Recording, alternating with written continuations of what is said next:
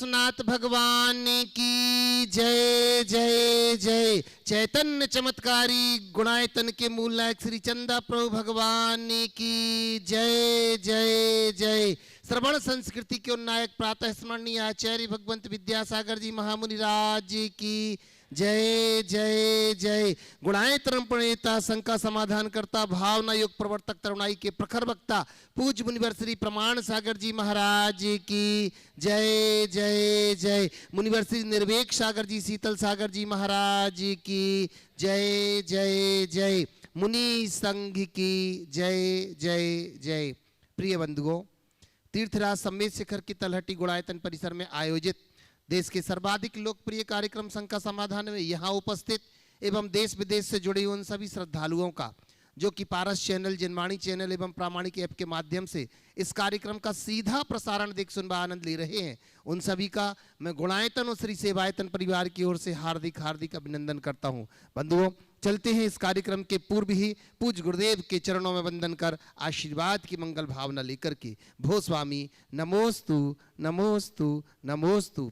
बंधुओं, हमें बड़ी प्रसन्नता है, लोगों ने गुणायतन से अपने आप को जोड़ा है।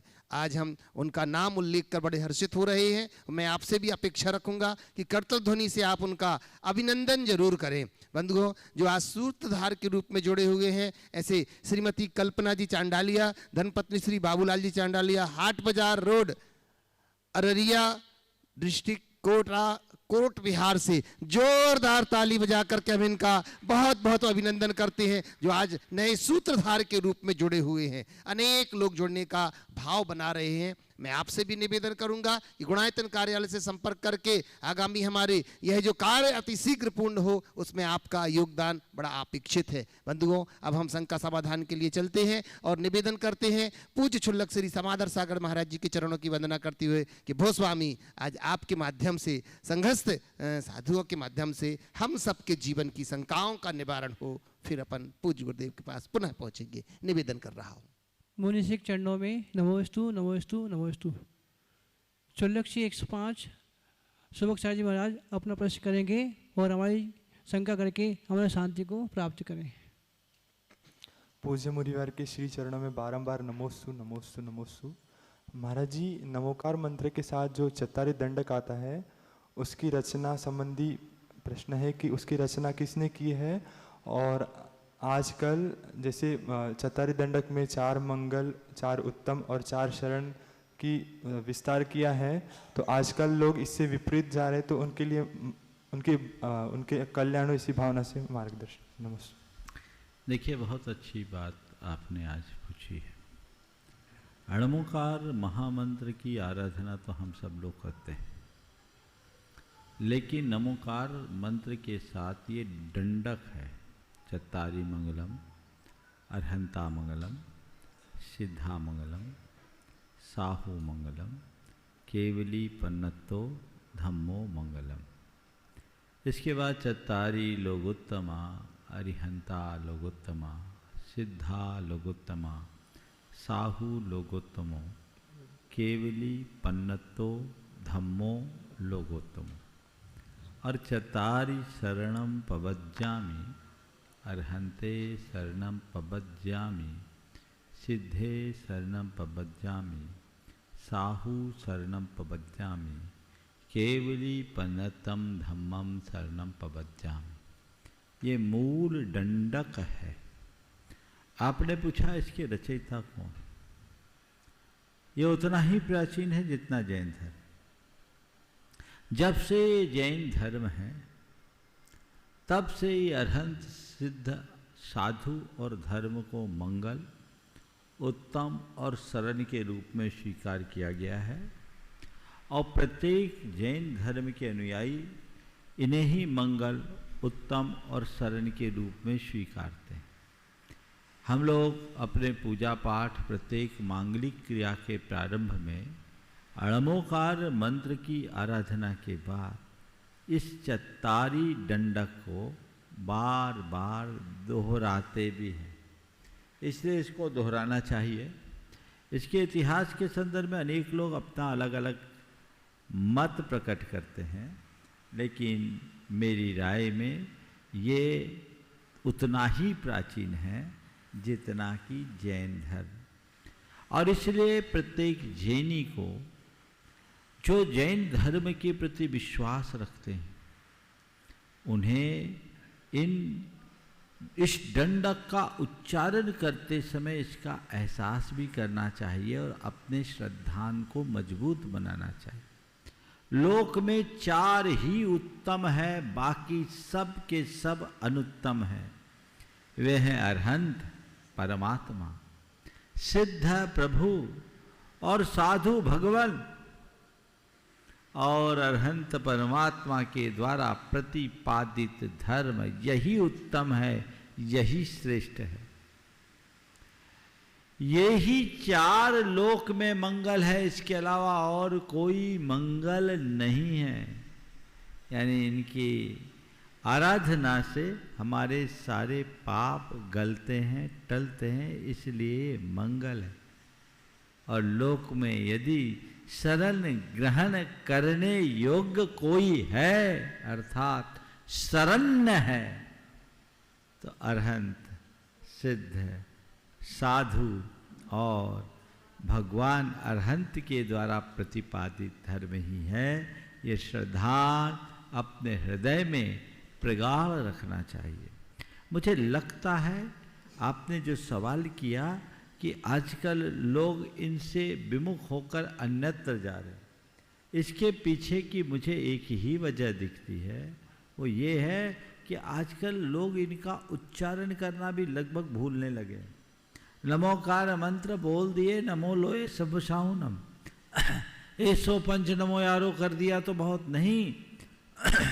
बच्चों को नमोकार के साथ ये 44 दंडक भी जन्म से सिखाओ और अपने प्रत्येक मांगलिक क्रियाओं में और अपने जीवन के प्रतिदिन एक बार तो इसे जरूर दोहराओ।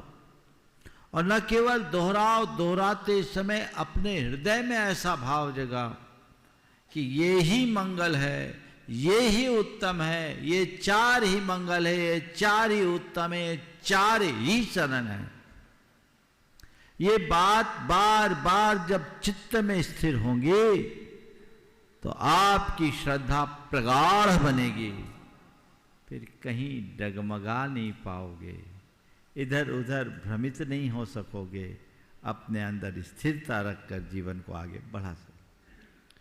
चुल्लक्षी चिदुप सागर जी महाराज अपनी शंका के माध्यम से हमारे अज्ञान को शांत करिए। पूज्य मुनित्रय के चरणों में कोटि कोटि नमोस्तु।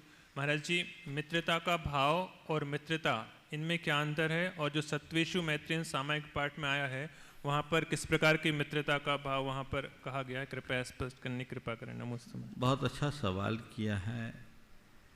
मित्रता से संबंध, जैन धर्म में मित्रता को बहुत व्यापक अर्थ में रखा गया है। आज के समय में मित्रता का अर्थ दोस्ती है। ये तो एक बड़ा अलग रूप है।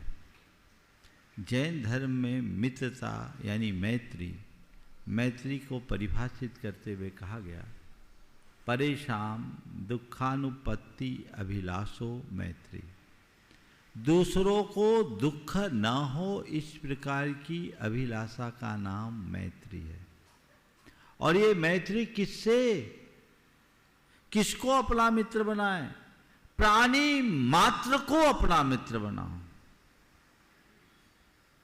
मैत्री भाव जगत में मेरा, क्या बोलते हैं? मैत्री भाव मेरे दोस्तों तक सीमित रहे। क्या है? सारे जगत के प्राणियों के प्रति मैत्री का भाव, कितनी उदात्त भावना है। संसार के किसी धर्म में आपको यह देखने को नहीं मिलेगा। वेदों में कहीं कहीं आता है, मित्र से चक्षुषा अहम पश्ये, मैं संसार के प्राणियों को मित्रों की तरह देखूं। लेकिन जैन धर्म में तो ये घुट्टी में पिलाया जाता है। सत्वेषु मैत्री,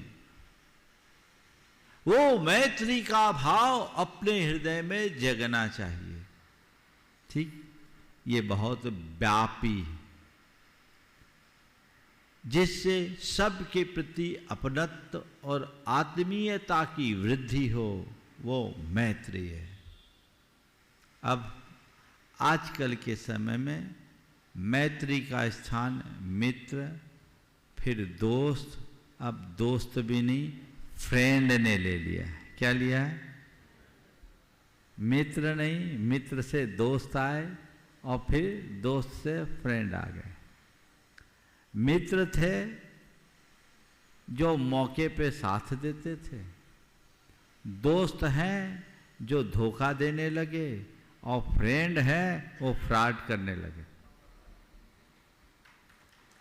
परिवर्तन बहुत तेजी से आए।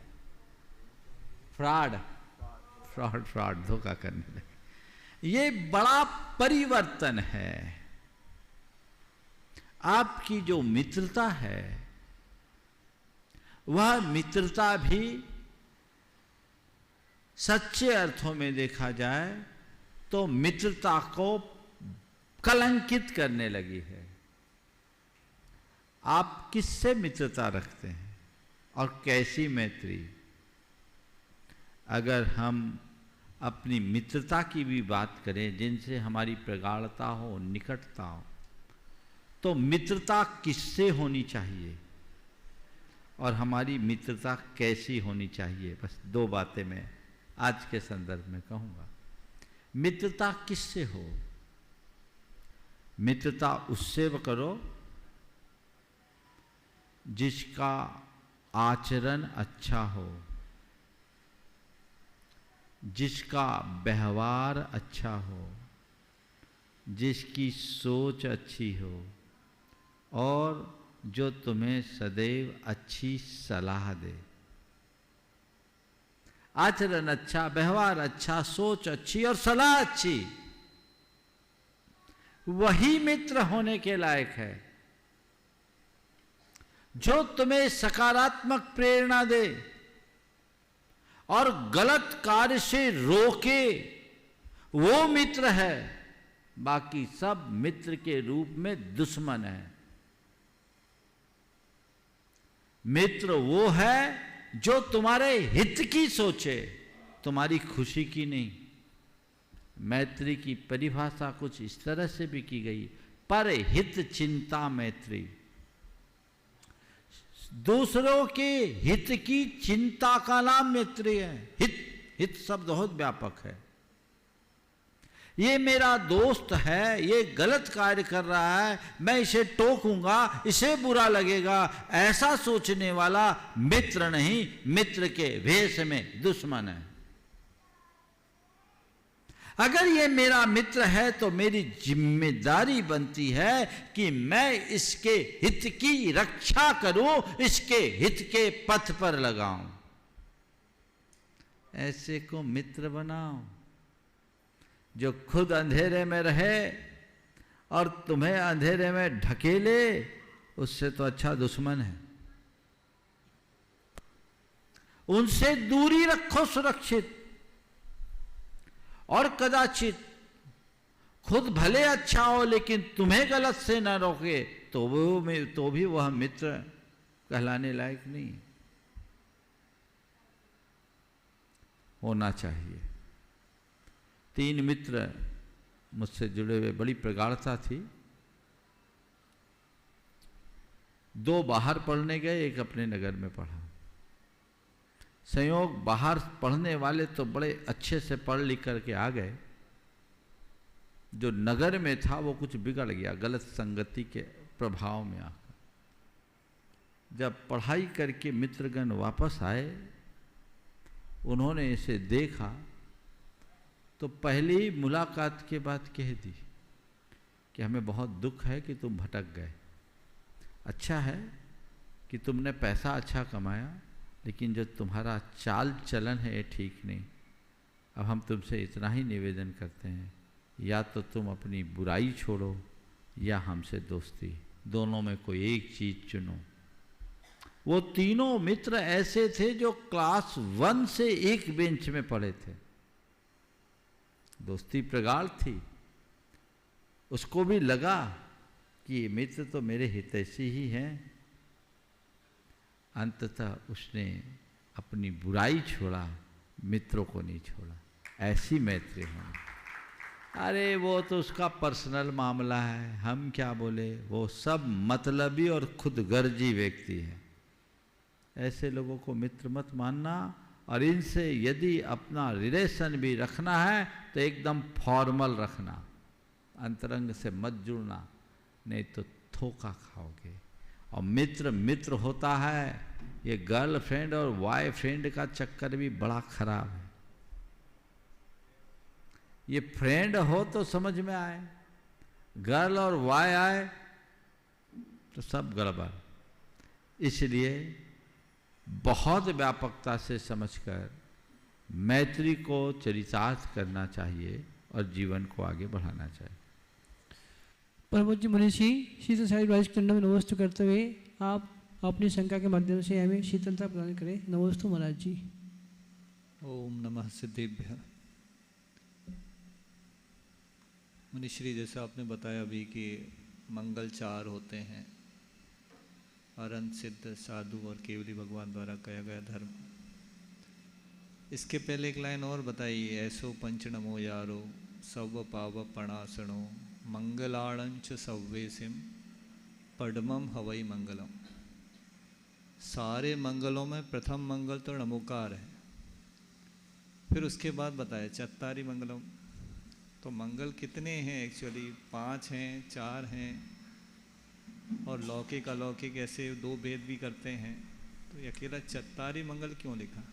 बहुत अच्छा सवाल किया। देखिए, मंगल तो 4 ही हैं, और ऐसो पंच नमो यारो जो कहा है वह भी बिल्कुल सही कहा है। यथार्थ ये नमोकार महामंत्र के महात्म को प्रदर्शित करता है, और उसके महात्म को व्याख्यायित करते हुए ये गाथा कहती है कि यह पंच नमस्कार मंत्र सब पापों का प्रणाशक है और सभी मंगलों में प्रथम मंगल है। मंगलों में प्रथम मंगल है, और जिन्हें हम चत्तारी मंगल में ले रहे हैं तो वही अरहंता मंगलम, सिद्धा मंगलम, साहू मंगलम। और अरहंत, सिद्ध, आचार्य, उपाध्याय, साधु, इसमें अंतर क्या है? साधु की जब बात करते हैं तो उसमें केवल साधु नहीं, क्योंकि हमारे आचार्य और उपाध्याय भी साधु हैं। तणवोकार मंत्र में जिन परमेष्टि की हम आराधना करते हैं वे ही परमेष्टि तो इन 4 मंगलों में है। इसलिए कथन में कोई अंतर नहीं, केवल एक में परमेष्टि की प्रमुखता है और एक में परमेष्टि के साथ धर्म को जोड़कर उन्हें 4 में अंतर्भूत किया गया है। इसलिए किसी भी तरह से भ्रमित होने की आवश्यकता नहीं है कि ये 4 मुख्य मंगल है या नमोकार है। नमोकार में भी हमारे 4 में 3 तो आ ही जाते हैं, इसमें एक और जुड़ जाता है धर्म, तो 4 हो जाते हैं। लौकिक मंगल और लोकोत्तर मंगल के भेद से मंगल के 2 भेद हैं। हम लोक में जो अनेक प्रकार के मांगलिक प्रतीकों को गढ़ते हैं उसमें सचित्त और अचित्त दोनों प्रकार के मंगल हैं। ये लौकिक मंगल कहलाता है। वो हम अनेक प्रकार के मांगलिक प्रतीकों को रखते हैं, जैसे स्वस्तिक आदि के अष्टमंगल द्रव्य, ये अचित्त मंगल के अंतर्गत आते हैं। इसी तरह कन्या आदि को सचित्त मंगल के रूप में कहते हैं। ये जो शुभ शकुन का द्योतक है उसे लौकिक मंगल के रूप में लिया जाता है, और जो हमारे पापों को गलाकर हमारे जीवन में सुख का संचार करते हैं, जो हमारी आत्मा का उद्धार करते हैं, वो लोकोत्तर मंगल है। हम जिन मंगलों की बात अभी कर रहे हैं वह लोकोत्तर मंगल की है, और हमें उसे उसी संदर्भ में देखना चाहिए। प्रभु जी मनीषी निर्वेश सर्वाइज टंडों में नमस्ते करते हुए अपनी शंका के माध्यम से हमें शीतलता प्रदान करें। नमस्ते महाराज जी। मुनिश्री को नमोस्तु करते हुए तत्वार्थ सूत्र में उमा स्वामी महाराज ने लिखा है भूत और पिशाच होते हैं। तो आखिर ये भूत और पिशाच कौन होते हैं, कैसे हैं, कहाँ रहते हैं? क्या इनसे हम लोगों को डरना चाहिए? ये कुछ बुरा करते हुए कि उसे ही? कृपया समाधान करें। देखिए बात सही है, भूत पिशाच का उल्लेख शास्त्रों में है और भूत पिशाच का अस्तित्व है, उसमें उसे नकारा नहीं जा सकता। और ये भूत पिशाच व्यंतर देवों के भेद में आते हैं। व्यंतरा, किन्नर, किमपुरुष, महोरक, गंधर्व, यक्ष, राक्षस, भूत, पिशाचा। तो ये व्यंतर देवों के भेद हैं, उनमें भूत भी है, पिशाच भी है, राक्षस भी है। लेकिन वे देव हैं, वे अपने कार्यों में मगन रहते हैं, वो किसी के पीछे नहीं लगते हैं, उन्हें ज़्यादा फुर्सत नहीं है, वो अपने अपने कार्य में रहते हैं। उनका जो रौद्र रूप प्रस्तुत किया जाता है वैसा उनका रूप नहीं है। उनका रूप हमारे शास्त्रों में बताया है, बड़ा सौम्य है। हाँ, कदाचित वो विक्रिया करके रौद्र रूप प्रकट कर सकते हैं, लेकिन ये वो अपवाद स्वरूप ही होता है। आज के समय में जितने भी भूत व्यंतरों की बाधा, ऊपरी बाधा की बातें आती है, मुझे अधिकतर वो सब मनोविकृति के रूप में दिखाई पड़ते हैं। ये सब बायोपोरल डिसऑर्डर होता है, जो एक प्रकार की मानसिक विकृति के कारण उत्पन्न होता है। लोग उस वास्तविकता को समझे बिना झाड़ फूंक के चक्कर में लगे रहते हैं और केस को उलझा देते हैं। मैं तो ये मानता हूँ मन का भूत सबसे बड़ा भूत है। जिसका मन मजबूत है उसको कोई भूत परेशान नहीं करेगा, और मन में जिसके भूत बैठ गया उसको कोई बचा नहीं सकता। इसलिए ये भूत व्यंतरों की बातों में बिल्कुल उलझने की ज़रूरत नहीं है। अच्छा कर्म करो, प्रगाढ़ आत्मविश्वास रखो, कर्म सिद्धांत पर भरोसा रख करके चलो, तो भूत आपको बिल्कुल भी परेशान नहीं करेंगे। ये जितने भी प्रकरण आजकल देखते हैं, चाहे जगह सिर धुनते हुए करते हैं और करते हैं, मेरे पास कई ऐसे प्रकरण आए हैं। पहले मैं बड़ा कुतूहल रखता था, ऐसे केसों को विशेष रूप से देखता था। जब मेरे शुरुआती दौर की बात थी तो मैंने कई केस देखे, पर मेरे पास जितने भी केस आए हैं वह सब मानसिक रोग से जुड़े हैं। एक घटना सुना देना पसंद करूँगा। एक स्थान पर मैं था, वहाँ एक युवक था, रोज़ सुबह से मेरे साथ चर्या में आता था, क्योंकि अल सुबह मैं निकलता हूँ। 2-3 दिन बाद, लगभग 1 हफ्ता बाद अब आया। मैंने पूछा क्या बात है भाई? बोले महाराज जी बहुत परेशान हूँ। क्या हुआ? बोला कि मेरे घर में छोटे भाई की जो बहू है उसको ऊपरी बाधा हो गई, रात भर चिल्लाती है, सो नहीं पाते, पूरा घर नहीं सो पाता, आप कुछ आशीर्वाद दें। मैंने कहा भैया आशीर्वाद है, देखो लेके आओ फिर देखता हूँ। वो मेरे पास दोपहर में लेकर आया। मैंने देखा, बैकग्राउंड पता किया, वो गई थी अपने भाई के यहाँ शादी में, गर्मी का दिन था, भाई भौजाई से पटती नहीं थी, शादी में 3 दिन रही, खाई पी नहीं, दिमाग में चढ़ी गर्मी। अब घर आने के बाद अब नॉर्मल हो गई बात, तो मैंने सब समझ लिया। मैंने उनको कहा कि भैया ये सब कुछ नहीं है, ये केवल साइकेट्रिक प्रॉब्लम है और तुम किसी डॉक्टर को दिखाओ और एक शांति विधान कर लो। घर भर के लोगों को मेरी बातों पर विश्वास नहीं हुआ। उनको लगा महाराज टाल मटोल कर रहे हैं, वो किसी गुनिया के चक्कर में लगे थे। मैंने जो युवक मुझसे जुड़ा था उससे कहा, देख इस अंधविश्वास का पर्दाफाश करने के लिए तुझे एक नाटक करना होगा। बोले बताओ। मैंने उसे योजना बता दी। रात में वो आए बाएं बकना शुरू कर दिया। अब वो एकदम एब नॉर्मल, घर भर के लोग परेशान। सवेरे उसको भी उसी गुनिया के पास ले गए जिसके पास बहू को झाड़ा जा रहा था। वो गुनिया के पास गए, गुनिया चमेटा लेकर उसको झाड़ने लगा, तो ये और उससे हट्टा कट्टा, उसका चमेटा छीन कर कहा मैं तेरा भूत उतारता हूँ, तू मेरा भूत क्या उतारेगा? मुझे कोई भूत ऊत लगा ही नहीं, तुम भूत के चक्कर में पड़ो, ये पाखंड छोड़ो। और तब घर भर के लोगों को बोला मैं तो बना हुआ था, मुझे कोई भूत नहीं है, मैं तो जान के नाटक कर रहा था। फिर घर के लोगों को समझ में आया, दोबारा मेरे पास आए। मैंने वहाँ एक अच्छे मनोचिकित्सक थे, स्थान का नाम नहीं ले रहा हूँ मैं, अच्छे मनोचिकित्सक को दिखाया। मैंने उनको कहा मन की शांति के लिए एक शांति विधान कराओ। 15 दिन में नॉर्मल हो गए। और बहुत पुरानी बात है, आज से 28 साल पुरानी, आज तक भले जाने। तो पहली बात, आज के संदर्भ में ये ज़्यादा इन सब बातों पर भरोसा मत करो, ये प्रायः ढकोसले ज़्यादा है। हाँ, क्या इनका अस्तित्व तो नहीं होता? मैं ऐसा नहीं कहता, अस्तित्व तो होता है, लेकिन हर बात में इनको ही जोड़ना ठीक नहीं है। शास्त्रों के अनुसार बैंतरों ने मुनियों पर उपसर्ग भी किए, करते हैं। भगवान पार्श्वनाथ पर भी ज्योतिषी देव ने उपसर्ग किया था, संवर देव था। तो ये चीज़ें हैं, लेकिन ये एक्सेप्शनल है। हर छोटी बड़ी घटना को भूत व्यंतर से जोड़ोगे तो बाबाओं की दुकान ही चलेगी और कुछ नहीं होगा। अपने आप को स्ट्रांग बनाइए और इस प्रकार के थोथे विश्वासों से मुक्त रहिए।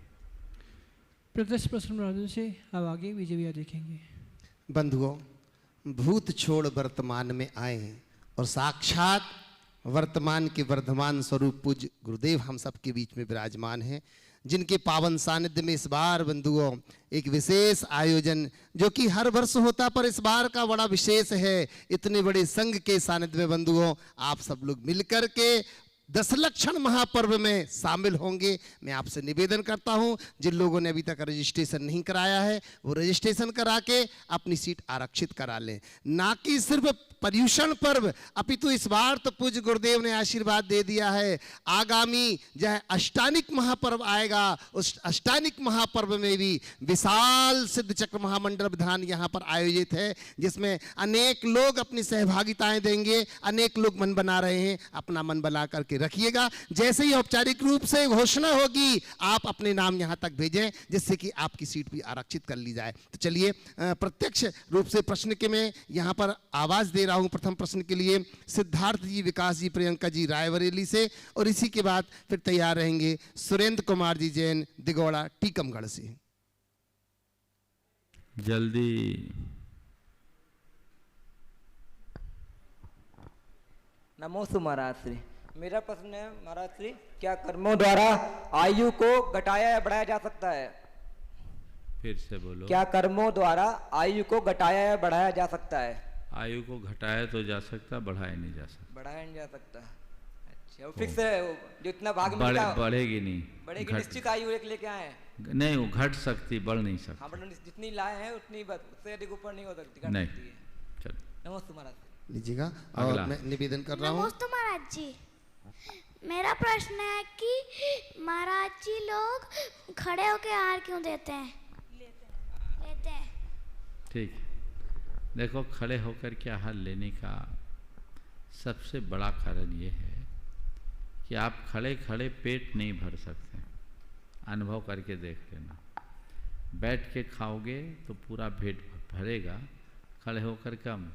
आजकल ये जो बफर सिस्टम है ना, शायद इसीलिए कि कम में काम चल रहा है, समझ गए?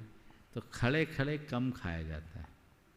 दूसरी बात, जैन मुनि अपने शरीर को चलाने के लिए भोजन करते हैं और इस संकल्प के साथ करते हैं कि जब तक मेरा शरीर मेरा साथ देगा हम शरीर को आहार देंगे। जब तक मेरे पैरों में खड़े होने की शक्ति है तब तक मैं आहार लूँगा। जब पैर खड़े होने में असमर्थ हो जाएगा तो हम अपनी शारीरिक शिथिलता को अपने मृत्यु के लक्षण के रूप में देखकर संलेखना या समाधि की तैयारी करेंगे। ये एक कारण। और एक विशेष बात पर इस बच्चे के माध्यम से मैं आप सबके का ध्यान आकर्षित करना चाहता हूँ। मैं देखता हूँ जैन मुनि की जो चर्या है ना, वो पूरी तरह प्रकृति के साथ जुड़ी हुई। दिगंबर मुद्रा को धारण करना अर्थात अपने प्राकृतिक रूप में लौटना। संसार के जितने भी प्राणी हैं जो प्रकृति के आश्रित रहते हैं वे सब दिगंबर रहते हैं। जैन मुनि दिगंबर। प्रकृति के आश्रित रहने वाले जितने भी प्राणी हैं वो बिस्तर का प्रयोग नहीं करते हैं। जैन मुनि बिस्तर का प्रयोग नहीं करते। प्रकृति के आश्रित रहने वाले जितने भी प्राणी हैं वो दंत धावन नहीं करते हैं। जैन मुनि दंत धावन नहीं करते। प्रकृति के आश्रित रहने वाले जितने भी प्राणी हैं सब खड़े खड़े आहार लेते, भोजन करते हैं। जैन मुनि खड़े खड़े आहार लेता है। ये प्रकृति की निकटता का भी द्योतक है। आप सब प्राणियों पर दृष्टि दौड़ा दीजिए, सब खड़े खड़े ही आहार लेते दिखाई पड़ेंगे। समझ गया? चलिए दो ही आगे बढ़िए। सुरेंद्र कुमार जी दिगौड़ा टीकमगढ़ से, और इसी के बाद मैं निवेदन करूंगा मुकेश जी सिंघई, रश्मि जी सिंघई मंदसौर से, ट्रस्टी गुणायतन। नमोस्तु महाराज जी, नमोस्तु नमोस्तु नमोस्तु। हे गुरुवर, हमारी जिज्ञासा का वो है कि मंदिर में मूर्ति विराजमान करने का क्या महत्व है? देखिए, मंदिर जी में जो भगवान विराजमान करते हैं वो साथी से पुण्य का बंध करते हैं, क्योंकि भगवान को विराजमान करने के बाद जितने लोग भी भगवान की पूजा आराधना करेंगे वो सब पुण्य अर्जन करेंगे, अनेक जीवों के सम्यक दर्शन का भी कारण हो। ऐसा कहा जाता है कि आप अगर अपने जीवन में कुछ पाप किए हैं तो उस पाप के प्रायश्चित स्वरूप भी शक्ति के अनुसार भगवान विराजमान करना चाहिए। वो भगवान जब तक विराजित हैं तब तक जितने लोग भी वहाँ धर्म ध्यान करेंगे उन सबके पुण्य का एक हिस्सा आपके खाते में आएगा। मुकेश जी सिंघई, रश्मि जी सिंघई मंदसौर से गुणायतन ट्रस्टी, और इसी के साथ तैयार रहेंगे चेतना जी जैन, गुंजा जी जैन मंदसौर से। हेलो, बोलो। मुनि संघ के चरणों में नमोस्तु नमोस्तु नमोस्तु, और एलक जी के चरणों में इच्छामी इच्छामी इच्छामी। महाराज जी, मेरा प्रश्न है कि हम इस भौतिकता के माहौल में आधुनिकता और अध्यात्म के साथ समन्वय कैसे बनाएं ताकि हम धर्म का पालन अच्छे से कर सकें और लोगों की नज़रों में अजूबा ना बने। बहुत अच्छा। पहले तो मैं चाहूँगा एक बार जोरदार करतल ध्वनि से इस दंपति का स्वागत करें। बहन जी प्रामाणिक समूह की बड़ी सक्रिय कार्यकर्ता है और पिछले अनेक वर्षों से बहुत लगन के साथ अपना काम कर रहे हैं। एक बार पुनः इनका अभिनंदन करें। अब मैं आपके सवाल पर आता हूँ। आपका सवाल है कि आधुनिकता और आध्यात्मिकता दोनों के मध्य हम सामंजस्य कैसे बनाएं। देखिए, मेरा मानना है आधुनिक होना बुरा नहीं, लेकिन आधुनिकता के दौड़ में अंधा होना अच्छा नहीं। हम आधुनिक बने पर आध्यात्मिकता के साथ। हमारा अध्यात्म हमें कहीं पुराने ख्यालों की ओर नहीं ले जाता। मेरा मानना तो ये है कि आध्यात्मिक होने का मतलब एकदम अप टू डेट बन के रहना। आध्यात्मिकता का अर्थ कोई रूढ़िवाद या कोई परंपरावादी बनना नहीं। आध्यात्मिक होने का मतलब है जीवन के प्रति ज़्यादा संजीदा होकर जीना। जो मैं कहूँ तो सबसे अच्छी आधुनिकता तो ये है, हम जिंदगी जी रहे हैं पर संजीदगी के साथ नहीं, तो जीवन का रस कहाँ। अध्यात्म कहता है कि तुम्हारे जीवन में जो घटे उसे सहजता से स्वीकार करो, जीवन का रस लो, जीवन जियो मत, जीवन का आनंद लो। आज के भौतिकवादी लोग जीवन जीते पर जीवन का रस नहीं ले पाते। कदाचित उनके पास जो रस होता भी है तो वैसा ही होता है जैसे कि कुत्ता सूखी हड्डी चबा करके रस लेता है। सूखी हड्डी चबाने से कुत्ते को मिलता क्या है? उसका अपना ही खून, उसके जबड़े छिलते हैं, वो खून का स्वाद मिलता है, लेकिन तकलीफ होती है ना। तो आध्यात्मिक होने का मतलब अपनी सोच को बदलना और परिस्थिति के साथ सामंजस्य बनाकर जीने का आदी और अभ्यासी बनना, अंतरंग में संतुष्टि को जगाना। सुख और शांति बाहर की चीजों में नहीं, वो मेरे भीतर है। इस समझ की उत्पत्ति ही अध्यात्म है। मेरा ये जो मेरी इमेज है, मेरी जो पर्सनालिटी है, ये जो बाहर मैंने प्रकट कर रखी है वो नहीं है। मेरी असली पर्सनालिटी मेरे भीतर है, वो मैं हूँ। अपनी असलियत को पहचानना ही अध्यात्म है और उसे बरकरार बनाए रखने का अभ्यास करना अध्यात्म का फल। वो हमें बनाना है। हम सबके बीच रहें, स्वयं में रमें। आपको अपने व्यवहार में जो कुछ करना है करिए। आध्यात्मिक होने का मतलब ये नहीं कि आप व्यवहार शून्य बन जाए। आध्यात्मिक होने का मतलब है आपको जो व्यवहार करना है करे, पर इतना समझ ले ये सब ऊपरी है। 2 पंक्तियों में आपके सवाल का पूरा उत्तर निकल जाएगा। रे समदृष्टि जीवड़ा करे कुटुंब प्रतिपाल। रे समदृष्टि जीवड़ा करे कुटुंब प्रतिपाल।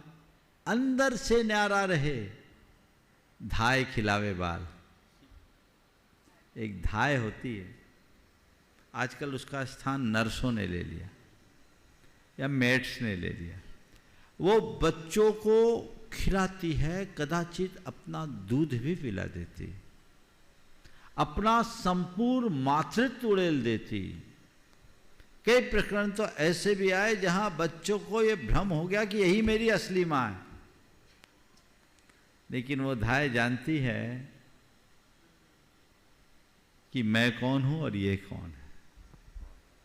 कर्तव्य करो, कर्ता बुद्धि मत लाओ।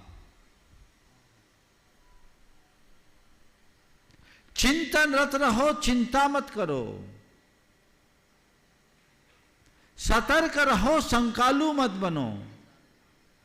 प्रयास करो, परेशान मत हो। आध्यात्मिकता का यही निचोड़ है। और ये आत्मसात कर लिए तो जीवन का एक अलग ही रस होगा। तो ऐसी आध्यात्मिकता को आत्मसात करें और जीवन को आगे बढ़ाएं। आध्यात्मिकता का अगला चरण है वैराग्य, जो इससे ऊपर का स्टेज है। ठीक है, जब मेरे भीतर का वैराग्य जागेगा, मैं उस चरण का भी लाभ लूंगा, उस स्टेज तक पहुंचूंगा। लेकिन अभी जहां हूं, कम से कम अपने सोच को तो स्थिर रखो। नमस्ते महाराज। नमस्ते लीजिएगा। चेतना जैन और गुंजन जैन मंदसौर से, और इसी के बाद तैयार रहेंगे नेहा सिंघई तेंदुखेड़ा से। एक ही कल। गुरुदेव के चरणों में त्रय बार नमोस्तु नमोस्तु नमोस्तु। मुनि संघ के चरणों में त्रय बार नमोस्तु नमोस्तु। गुरुदेव, मेरा प्रश्न आसक्ति से है। कई बार ऐसे बोलते हैं कि बहुत से लोग 10 लाख भी, करोड़ों लग के भी उनको आसक्ति नहीं होती, और कुछ लोगों को 1 रुपया रखते हैं तो भी आसक्ति होती है। तो गुरुदेव, आज मतलब मैं सभी पेरेंट्स के बारे में नहीं बोल रही हूँ, मतलब आजकल अधिकांश पेरेंट्सों की ये सोच हो गई है कि जब तक हम जिंदा है हमारा पैसा हमारे पास, हमारे मरने के बाद तुम्हारा होगा। तो ये आसक्ति में आएगा, किस तरह की आसक्ति में आएगा गुरुदेव? ये आसक्ति नहीं है, ये परिस्थिति की पुकार है। और मैं भी दोहराता हूँ, जमाना खराब है। विजयपथ सिंघानिया का उदाहरण सबके सामने है ना। हाँ, बोइंग विमान चलाने वाला अभी फ्लैट में रह रहा है किराए का, जिंदा है कि नहीं, है ना। अरबों का धनी, सब खो दिया। इसलिए आप अपने जीवन के लिए आवश्यक जो है उसे तो रखो ही। और एक गृहस्थ आसक्ति मुक्त कहाँ है? हाँ, अपने धन का संग्रह करो जिससे तुम्हारा निर्वाह हो, और उसका सद्व्यय करते रहो। इस तरीके से अपने जीवन को व्यवस्थित करो कि बच्चों के आगे हाथ पसारने की नौबत ना आए और तुम्हें परमुखापेक्षी न बनना पड़े। इसमें कोई बुराई नहीं। नमस्ते गुरुदेव। नमस्ते। नेहा सिंघई तेंदुखेड़ा से, और इसी के बाद तैयार रहेंगे दीपक रीतु उज्जैन से। चलो जल्दी से पूछो गुंजन। नमस्ते गुरुदेव। नमस्ते गुरुदेव। सादर जय जैन मेरा सबको। महाराज श्री महावीर स्वामी जो हमारे सब 2400 तीर्थंकर में महावीर स्वामी हैं, उनका जो चिन्ह है वो शेर सिंह का है, जबकि जो जैन धर्म में हमारे जो महावीर स्वामी जब उनका चिन्ह सिंह का है तो फिर वो मांसाहारी कैसे हो सकते हैं? ओ देखो, शेर तो प्रकृति का एक प्राणी है जिसे पशुओं में श्रेष्ठ माना जाता है। भगवान महावीर के पहले भी तो शेर था, और शेर तो शेर जैसा ही था। वो उसका जो भोजन वो करेगा। हर प्राणी का अपना अपना अलग स्वरूप है, प्रकृति सबकी अलग व्यवस्था बना। भगवान महावीर का चिन्ह होने का मतलब ये नहीं कि शेर शाकाहारी हो जाए। चिन्ह तो एक संयोग है, जो उनके दाहिने पैर के अंगूठे में अंकित हो गया वो उनका चिन्ह बन गया। और बहुत सारे तो जड़ भी हैं, स्वस्तिक कोई प्राणी नहीं, गदा कोई प्राणी नहीं, है ना। वो क्या हुआ? कमल है, स्वस्तिक है, गदा है, ये क्या है? हाँ, कलश है, तो ये क्या है? इसलिए इसे एक संयोग मानो, इनको इनके साथ मत जोड़ो। ओम नमस्ते गुरुदेव। नेहा सिंघई तेंदुखेड़ा से और तैयार रहेंगे दीपक ऋतु जैन उज्जैन से। महाराज जी के पावन चरणों में नमोस्तु नमोस्तु नमोस्तु इच्छामी महाराज जी। महाराज श्री आज श्री का मूक माटी महाकाव्य में एक कुटेसन है, संघर्ष में जीवन को उपसंग हर्षमय होता है। तो महाराज जी संघर्ष करते रहते हैं जीवन में, तो उस हर्ष को कैसे बरकरार रखें और कैसे लाएं? आज से 3-4 दिन पूर्व महाराज श्री ने सवाल पूछा था आप ही लोगों की तरफ से, काफ़ी अच्छे से उसका उत्तर दिया था, सुन लेना। ओम अगला लीजिएगा दीपक ऋतु जी उज्जैन से।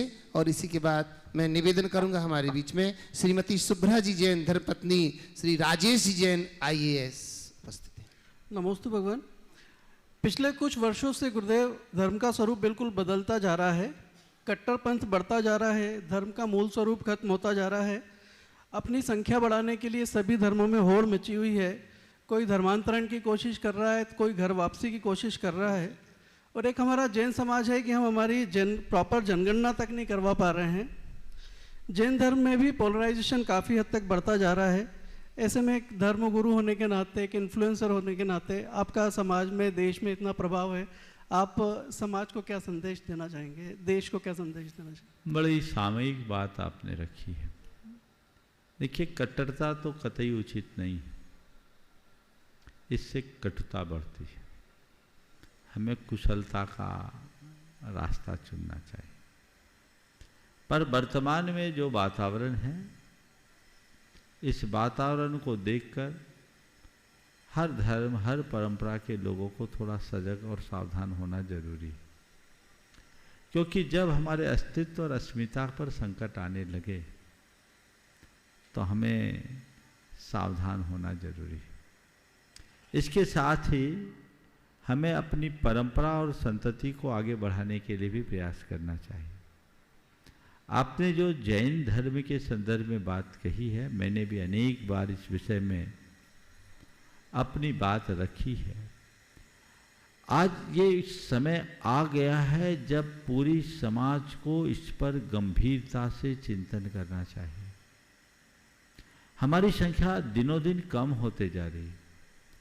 ऐसे भी TFR बहुत कम है, और ऐसे ही टोटल फर्टिलिटी रेट ऐसी ही बनी रहे तो आने वाले 25 वर्ष बाद हमारा अलग से कॉलम भी खत्म हो जाएगा। तो जैनियों को चाहिए कि वे धर्म की प्रभावना में आ गया है, और धर्म की प्रभावना का मतलब केवल धार्मिक आयोजन नहीं। धर्म की प्रभावना धर्म के विस्तार से होगी, और धर्म का विस्तार धर्मात्मा के विस्तार से। हम धर्मात्माओं को संरक्षण दें और जैन धर्म को जन धर्म बनाने का प्रयत्न करें। आज भी जैन धर्म के मौलिक सिद्धांतों में वह सब संभावनाएं, यदि हमने उसे ठीक तरीके से लोगों तक पहुंचाया तो लोगों के जीवन में व्यापक बदलाव आएगा और लोग अपने जीवन में आमूलचूल परिवर्तन कर सकेंगे। तो जैन विचार जन विचार बने, और हमें लोगों से संवाद स्थापित करना चाहिए। कोशिश करनी चाहिए कि हम जैन धर्म की मूलभूत बातों को लोगों तक कैसे पहुंचाएं। अगर जैनी इसमें आगे आ जाए तो बहुत फर्क पड़ेगा। आज जैन धर्म की प्रभावना को टेक्नोलॉजी के आधार पर अच्छे से फैलाया जा सकता है।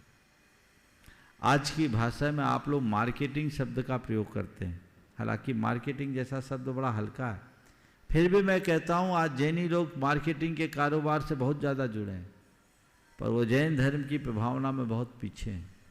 प्रत्येक जैनी को सोचना चाहिए कि मैं जैन धर्म की प्रभावना के क्षेत्र में क्या कर रहा हूँ। हर व्यक्ति रोज सोचे कि मैं किसी एक व्यक्ति को जैन धर्म की विशेषता के बारे में बताऊं, जैन गुरुओं के बारे में बताऊं, उन्हें जैन धर्म से जोड़ने के लिए प्रेरित करूं। यदि ऐसा हर व्यक्ति करने लगे तो आप समझ लीजिए इसका क्या परिणाम होगा। आज भी हजारों लोग ऐसे हैं जो मुझसे जुड़े हैं, जन्मना जैन नहीं है, लेकिन विशुद्ध जैन धर्म का पालन करते हैं। एक सज्जन तो सभा में ही उपस्थित है, थोड़ा खड़े हो जाइए तो बहुत अच्छा होगा। यहाँ है ना सभा में? हैं? नहीं, आप नहीं। रायबरेली से आए थे कोई? हाँ, ये देखिए, एक बार जोरदार करतल ध्वनि से इनका अभिनंदन कीजिए। ये जन्मना जैन नहीं है और आज विशुद्धतया जैन धर्म का पालन करते हैं। ये जैन धर्म की प्रभावना है। मैं चाहूँगा प्रदीप जी नाम है ना आपका, आप खुद अपना परिचय दीजिए और अपनी परिवर्तन की कहानी लोगों को बताइए। गुरुदेव, एक निवेदन और रहेगा इस बारे में, अगर एक आप गाइडलाइन भी तय कर दें तो काफ़ी जरूर, पहले ये बात हो जाए।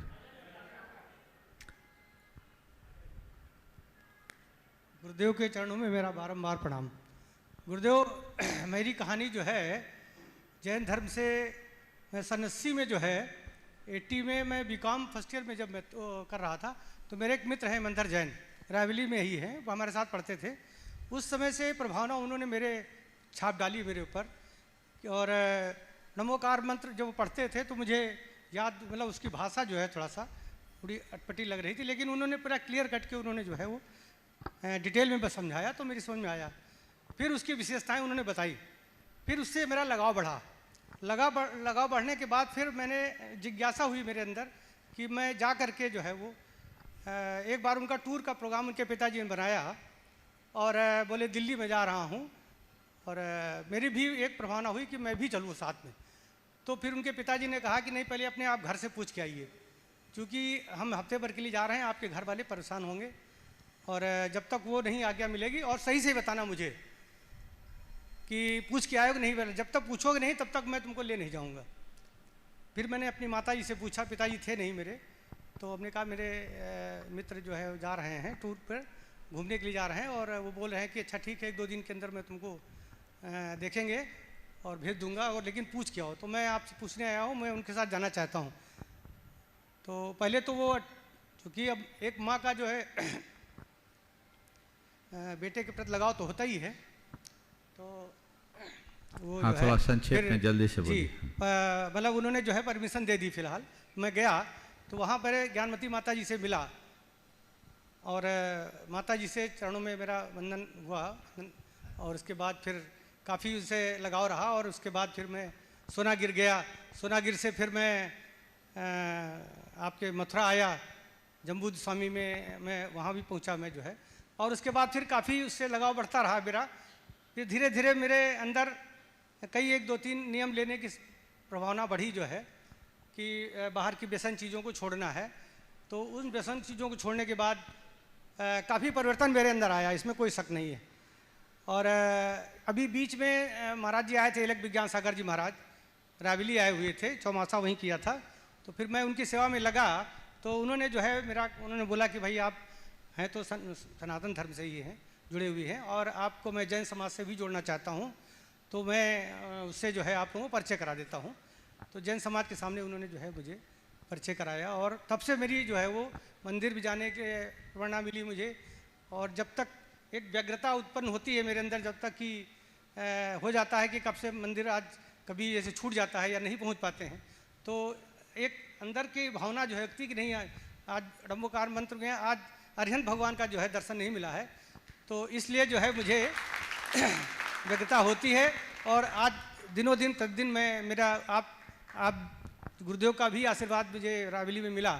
वहाँ भी मैंने क्वेश्चन पूछा था, इस क्वेश्चन को भी मैंने वहाँ पूछा था कि महाराज जी सनातन धर्म और जैन धर्म का जो है वो क्वेश्चन जो है वो सामंजस्य में कैसे लाया जाए, तो आपने भी उसको बताया थोड़ा सा डिटेल में जो है। तो महाराज बहुत अच्छा जी, तब से ये निरंतर जैन धर्म का पालन कर रहे हैं और विशुद्धतया जैन धर्म का पालन कर रहे हैं।